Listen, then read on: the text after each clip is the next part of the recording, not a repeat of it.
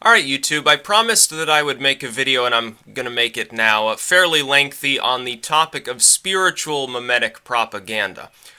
For the rationalists, of course, I believe in the occult in a somewhat more literal sense, in some ways, not in all. I don't believe in like the hobgoblins, boogeymen sort of side of the paranormal. I've made it fairly clear what I specifically do and do not believe in, but there is a rationalistic explanation for those who are secular. They don't really believe in meme magic in the sense of, oh, well, praise Keck or something.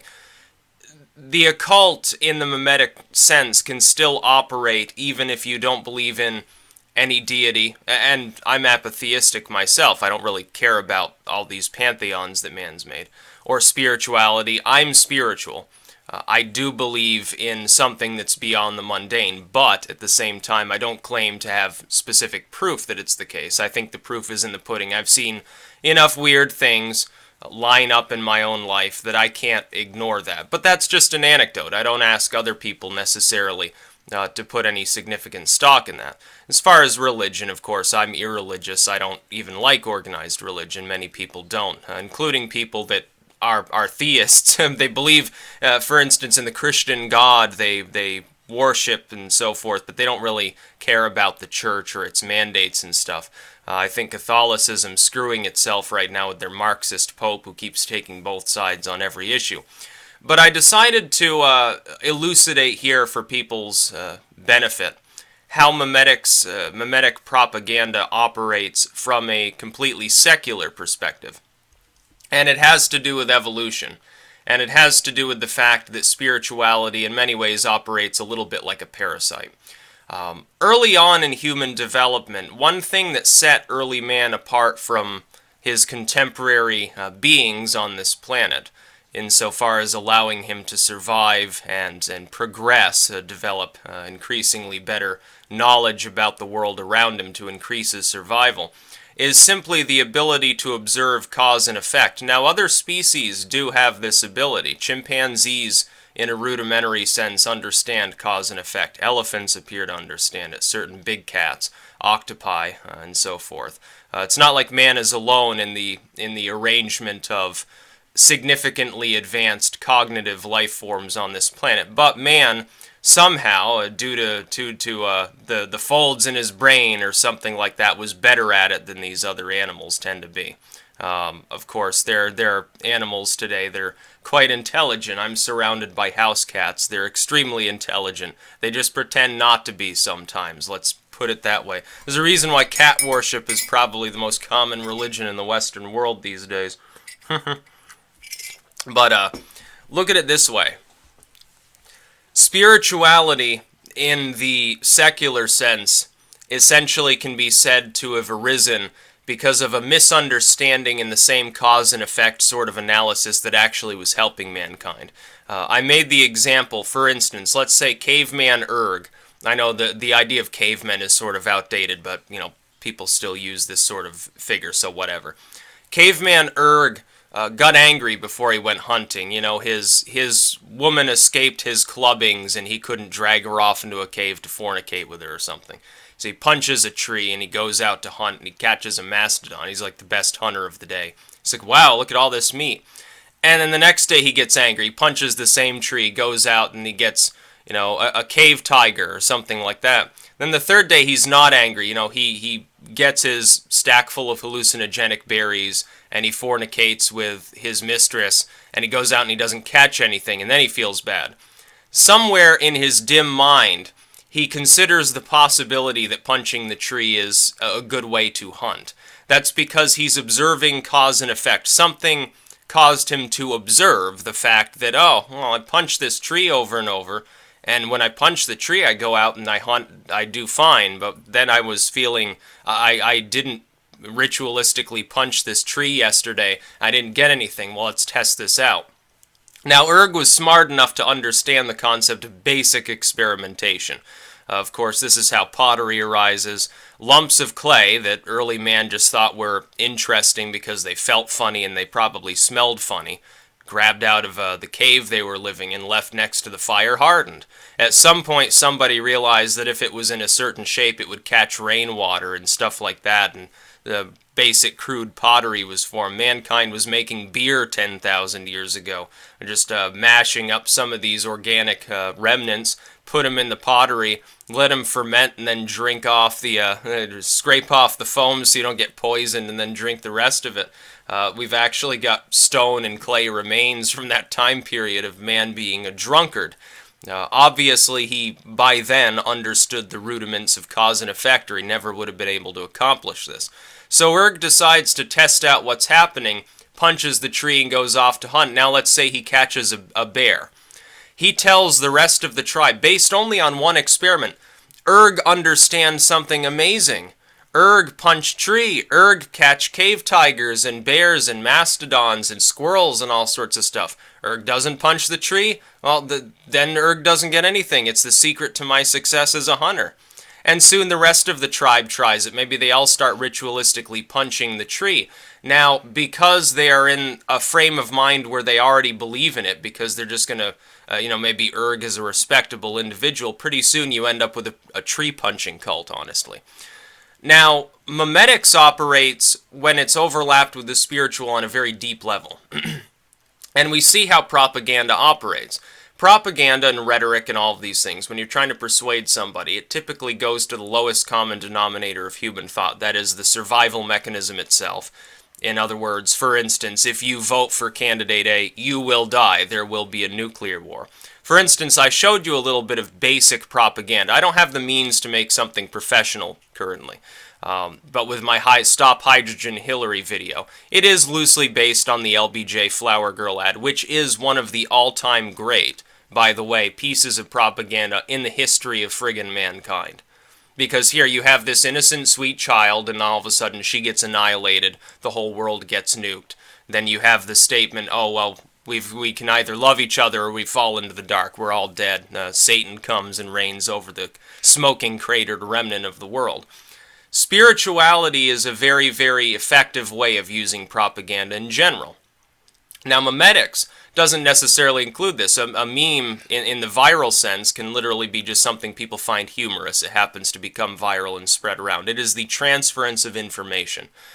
But when it's overlapped with the spiritual, especially if it's being used for social or political propaganda, it hijacks the human nervous system. Because religion and spirituality have become, in the minds of many people for the last 10,000 or so years, completely overlapped with the survival mechanism, which is the most important level of propaganda making.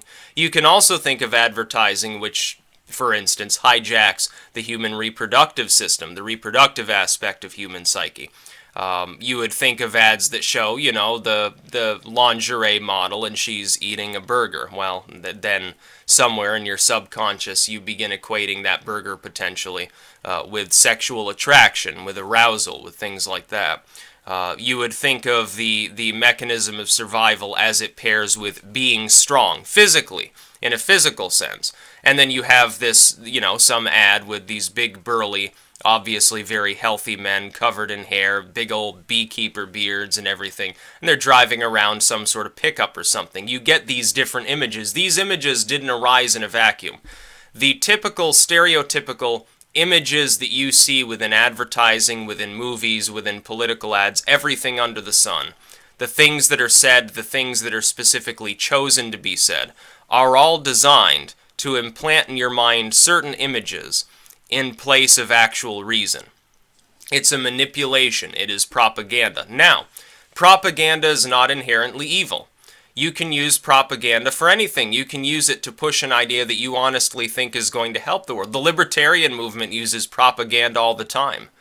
We spread memetics around related to liberty and freedom. Now, most people, I think, in the United States at least, would think that the basic concept, whatever you think about regulating it, in some sense or another, the basic concept of being free is generally spoken of as though it was a good thing.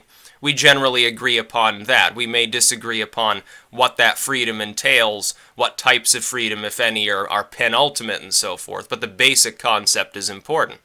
Propaganda has a negative image largely because when people think of the term propaganda, they think of posters depicting, some Japanese soldier from World War II, and he's got the enormous glasses, huge buck teeth. He can't even open his eyes. He's like got yellow skin and stuff. We think of Nazi propaganda. We certainly think of Stalinism or Maoism and the propaganda there. We think of North Korea, where propaganda in the atomic era sense of billets and posters and imagery of some leader or some, communist mind is depicted as being almost as superhuman. We think of that kind of propaganda.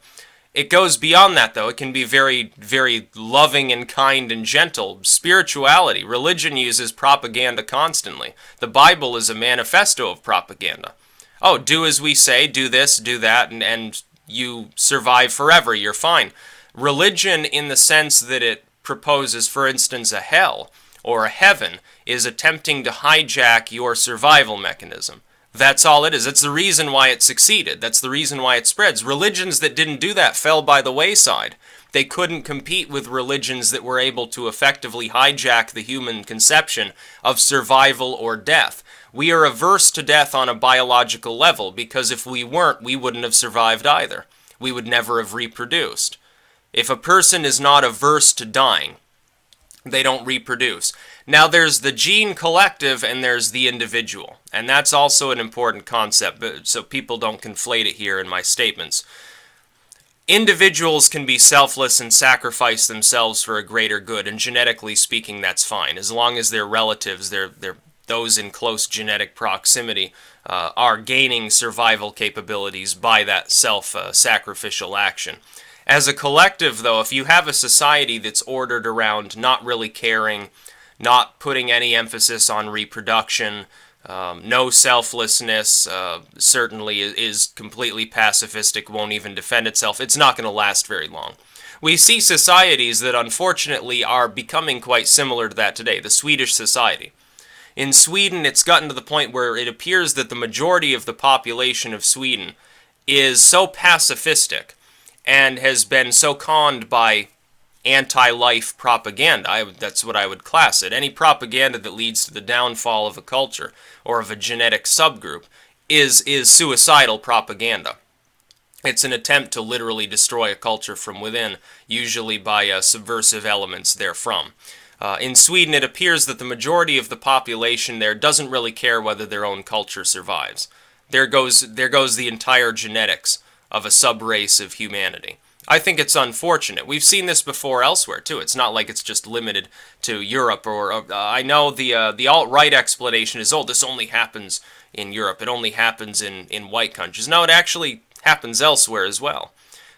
You would see maybe the early strain of Taino people living in a place like Haiti, that now have been completely destroyed. They've been completely displaced. What's left of their genetics is intermixed at a very low level with the reigning culture there that's primarily escaped slaves, people who rose up against the French. You've seen examples of this. Cultures have been destroyed lock, stock, and barrel before. Now, Memetic propaganda, as it's currently being used, is trying to stop this from happening. It is in favor of each human culture surviving. It's against the concept of having another world war, an atomic conflict. It's in favor generally of the principles of liberty. We can argue about borders some other time. I will disagree with the libertarian core on the issue. I've made that clear. I'm not in favor of the open borders, Gary Johnson style so-called libertarianism. I have a philosophical argument to deliver against that anytime I'm prompted as well. But it works in a secular manner. Mimetics does, propaganda in general does, by hijacking the human nervous system. It can be used for good or it can be used for evil. That's why I've told people so much, you need to clear out your minds. You need to first sit down and think long and hard about a few basic things. You will die someday. Most of what you think is reality has been manufactured for you. It's not real. You can change that reality if you have the ability to do so. Most of that fake, artificial reality is not good for you, strictly objectively speaking. It's only good for you in the sense that people experience a mass delusion on a day-to-day basis, where human artifice and illogical reckonings about our existence, about our awareness, are taken as objectively true, whether it's religion, politics, society, whatever it happens to be. It is a collective delusion. The only advantage to being in that delusion, being blue-pilled, as it were, and this is really the true meaning of blue and red pill, the only advantage is that other people won't harass you or find you strange, and therefore maybe you're more likely to find a mate. You're more likely to fit in and be able to do your thing, and you have money and so forth. But you are enslaved. If you're living under that ethos, you are enslaved. Now, that slavery doesn't entail, for instance, think of this. You work the 9-to-5 job, and you have, you know, the average house, the picket fence, the 2-car garage, and the wife with the little cook skirt and stuff, and the 2 kids. Okay, that's fine. That doesn't make you enslaved. But you have to recognize that that artifice is only benefiting you specifically because everybody else is living under that collective delusion. If people traveled more and read more about history, they would realize how artificial that really is. All you have to do is study history. For most of man's history, that had nothing to do with the reality. A person living a couple centuries ago would look at the way we live life and say, these people are living in La La Land. They don't understand anything that's going on around them. They're completely deluded. In fact, they'd probably throw the average person into the nut ward for understanding reality the way they do today. You go to a different culture. You go to North Korea. We go to North Korea. We look at the people there, and we say they live under a collective delusion. They're completely enslaved by propaganda. They think that the state is like, they think their leader was, you know, born of a virgin, you know, and unicorns came out of the sky. And they think that they're all-powerful and the cleanest race in the literal sense, and they think that the goal of life is just farm your rice, work constantly, occasionally get drunk, or, you know, you can smoke weed in North Korea. That's apparently legal, and you can buy like a pound of it for $1 or something. So they're high and they're drunk, and they work a lot and praise communism, and ultimately they're actually living in a country that's slowly crumbling out from under them. Their military is basically a joke beyond its artillery and its tanks and its partisan manpower for the most part. And they're really, ultimately, they're enslaved by their own government and technically by China as well. True. Yeah, they are living under a collective delusion. So are we. When you look around, when you see the way we've organized everything, we automatically assume it's efficient, it's modern, it's false modernity. People living 100 years ago looked around at the way things worked and they said, oh, this is modernity, this is advanced technology. And there are so many things that we'll never be able to do. They're like physically impossible. Here are the limits of science, here are the limits of society, here's the carrying capacity limit, here's the limits of nature, here are the laws of nature, here's this, that, and the other thing. Most of that people took for modern and for granted 100 years ago is completely gone. It's no longer understood to be true. A few centuries before that, people were still bloodletting and putting leeches on their body regularly. Then for a while we said that's a bad idea. Now we realize, of course, oh yeah, leeches can be beneficial. They applied maggots to wounds, and then we said, oh, that's not sterile, that's not good. Now we raise them in a lab and we put them on people's wounds. From medical technology to philosophy, sociology, every field of human endeavor is so vastly different from how it was only 2 or 3 generations ago that there is no comparison. It doesn't even compute. It's not even close. That's how Memetic propaganda operates. The reality that people experience, what they consider true and not true, real and unreal, is completely artificial and utterly malleable. If you can hijack the human nervous system, especially at the lower levels, the level of survival, the level of reproduction, comfort is higher up, of course. It's less effective to hijack comfort. It can be beneficial if you toss it in with some of these other things. If you can hijack the human nervous system, then you can control other people, for their good or ill. I try to do it to improve people's lives, to keep tyrants at bay, to spread freedom, and so forth. Other people, unfortunately, they do it for more malevolent ends. They do it to make a lot of money. They do it to increase their ego or something like that, because they think that it matters in the long span of things. I'm not against egotism, but I am against false egotism. Cat, will you please not start sneezing up a storm? Thank you very much. But spirituality is the best way to do this. Why do you think all these alt-right memes you saw during the election? Why do you think that they had a frog god inclusion? It's because people will start noticing if you tell them, here's the frog god Kek, and Kek operates through repeating digits in a mathematical sense, and Kek is a chaos god, and look, there's chaos everywhere, and here this post has trips or something like that. People will take notice of that. It hijacks their understanding of cause and effect, number one. So they begin to subconsciously believe, at the very least, it might be real. Then you can inject whatever you want into the discourse. Anything. It doesn't matter how wild it is. In fact, if it's more wild, more people will believe it. The bigger the lie, the more people believe it. That's another truth. When we look around at our collective subjective reality, most of the lies around us are so blatantly obvious. They're so blatantly, utterly obvious that people should see through them. But they get cognitive dissonance and they can't, because the lie is too big for them to fathom. The fact is, if you manufacture a society on the principle that it is somehow objectively right or efficient or good for people, and it's absolutely invariably false, it's actually about the most inefficient system you could possibly have. It's actually very violent. It holds back human progress to a great degree. People can't bring themselves mentally, because they've been raised up in that subjective and artificial form. They cannot bring themselves to crack through and understand that it's fake. If it were just a few lies here and there, it would be easy to point them out. They'd say, oh, well, that's not logically consistent. Especially, why do you think they don't teach critical thinking in schools? It would destroy society. Because everything's so artificial. People would see through it, for once. If we taught logic in elementary school, if we taught rhetoric and debate and philosophy, society wouldn't even last a generation, it'd be completely overthrown. An entire tidal wave of people would come, they'd say, no, we're not going to continue doing it this way, we're going to reorder society again.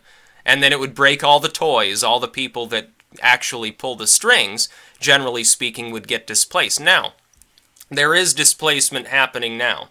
Because clearly the internet has become such a powerful source of information, and so decentralized and so very difficult to regulate what's put out there and what happens to go viral or not, that it's beginning to play havoc with the world order. We see it happening. It's happening all around the world.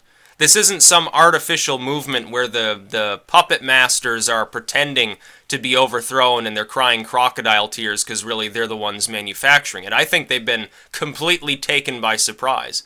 I think that many of them 10 years ago assumed the internet was basically a place to play games, talk to your friends, and chat with people around the world. And that's really all it was. In fact, they probably thought it was going to be conducive to globalism, because people would familiarize themselves with former cultures. And then subsequent to this, the puppet masters, the globalists, the multiculturalists, would be able to say, oh, look at how nice all these people are that you've met around the world. How can we possibly not want to just simply homogenize all of humanity?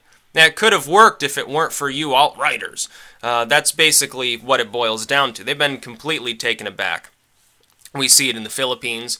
We see it in the UK, we see it increasingly in France, Hungary, Austria, the United States, Russia. Backlash against globalism is being driven by the same technology that they hoped would allow them to perpetuate themselves and gobble up even more of the world's resources.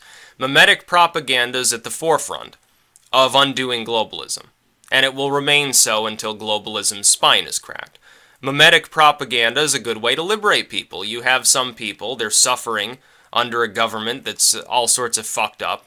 It allows other people, perhaps from outside of that culture entirely, to help perpetuate memetic propaganda that will allow them to see. It replaces the illusion that they're living under partially with a different illusion, with a spiritual inclusion that is even more powerful and more current, that cracks the old lie apart. You then withdraw the propaganda. Because their reality's been shattered, and because you've substituted nothing in its stead, it allows people, for once, to see something as it really is. That's the basic principle, anyway. It's a form of propaganda, yes. It's secular propaganda, and it's also spiritual propaganda. My spiritual beliefs in actual cosmic sort of otherworldly things doesn't mean that I think that I have to sit down before an altar and praise Kek in order to make a meme. That's not what I think. in the sense of the use of propaganda as hijacking the human nervous system, it is completely secular. It's spiritual insofar as it uses spiritual trappings to apply itself better to the human psyche. And that's all. That's all it does. Yes, it is a form of propaganda, what's being done in this world right now. Thankfully, the people driving it are largely decentralized. It's an organic movement, and it's actually trying to help the fucking world, instead of completely enslave it to a world totalitarian ideology that would look something like the EU on steroids. We see that's openly what they're proclaiming that they want. You look at all these trade deals they're fomenting, it's an attempt to draw the entire world under one umbrella, which means that every culture in the world would eventually get destroyed. Each country, eventually, under some bureaucratic nightmare of a post-nationalist system, would end up being forced to diversify. They wouldn't have a choice in the matter. Their militaries would be subjugated. Their laws would be subjugated. There would be a world network subjugating them all. It would enslave all of mankind more directly. It is a bad idea. It wouldn't work long term. The level of rebellion against such a system would be significant.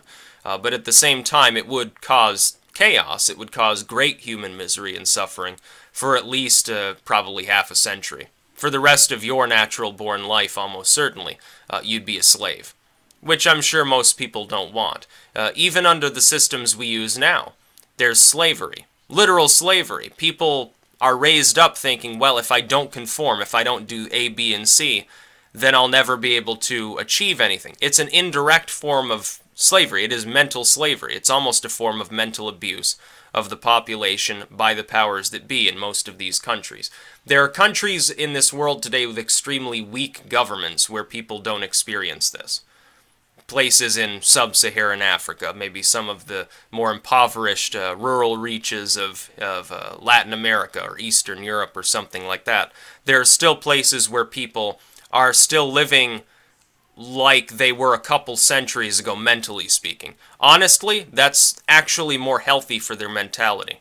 They're more able to enjoy life. No, they don't have the computer. They don't have, necessarily running water and electricity. They still enjoy life more, and they also work less. It's actually astonishing. Anthropological study on the differential work rate of different people around the world. And some hunter-gatherer, they work an average of 10 hours a week in order to sustain their lifestyle. A pastoralist, it's like 14. I think it was like 24 hours a week for someone who engages in horticulturalism. Now you look at us, we're pushing 40 hours a week usually for the average person. There are a few fortunate individuals, I include myself among this, who have gained the capability to sustain themselves without having to do the 9-to-5 grind with a boss. I don't care about work. I can work 80 hours a week, but I don't want to have to deal with the boss. I don't want to have to drive to work. So I'm not going to do it. I'd rather be a hobo, honestly. Honestly, I would rather leave the country and go to the hinterlands of Mongolia and be a nomad than do that. I'm not even joking when I say that. I couldn't live under that life because I realize it's artificial. I realize it's a form of slavery and I can't pledge myself to such a thing. I'm a Luciferian. Other people can. More power to you, but you need to understand, if you want to guard your mentality against being completely subjected to the whims of people who might not have your best interest in mind, you need to understand that the artificial reality around you is artificial. Number 2, whenever you encounter something that appears to be an emotional argument, it's tugging on your heartstrings or talking about differential survival rates. Oh, well, with this candidate you'll get war, that candidate you won't. Look at who benefits from that message being put out, number 1, to see if it's significantly biased. Number 2, is it asking you for money or support or something like that? And number 3, the most important thing, is it actually accurate on an objective scale, or is it strictly propaganda? Very rarely is it the former. Most often it's the latter. I've created propaganda right through YouTube. I do it for people's benefit. I don't do it to screw anybody over. But political campaigns and organized religions and certain social movements, you think of like any of Soros, sort of, globalist orders or whatever, they're there to screw you. They want more of your money. They also want to completely mindfuck you into thinking that you're a virulent bigot, Nazi, xenophobe if you believe in the concept that no, a nation should not be under one umbrella, under one post-national level of rule that inevitably will strangulate them in a bureaucratic manner and lead to a worldwide civil war. People have been mindfucked. Some of these people, they're like anarchists. They don't even believe in the concept of order as the average person does, and even they support it sometimes. They don't even understand their own ideology. It's actually very funny to see people with such a level of cognitive dissonance. But yeah, there's a little bit of an explanation for the secular among us about how memetic propaganda operates. And most of you, I presume, by this point understand, oh shit, yeah, it's pretty big to swallow, but if you understand, and now some of you, prediction here, some of you will look at what I'm saying, you won't want to believe it. Because you don't want to believe that virtually everything that you think is reality isn't even real. That includes a lot of aspects of science. What you think is properly sourced and backed up with all sorts of tests and experiments. So was the science of a century ago. Most of it's been completely left behind. But you're not a scientist. You don't necessarily even know specifically what you would have to test for and how to come to those conclusions if they're actually accurate. It's like dietary science. They say, oh, fat is bad for you. Now they're saying, oh, fat is good for you. It's sugar that's bad. Next they'll say, oh, no, sugar's fine. It's protein that's bad. Eggs were bad. Now eggs are good. And then maybe they're bad again. Egg whites are good, but egg yolks are bad.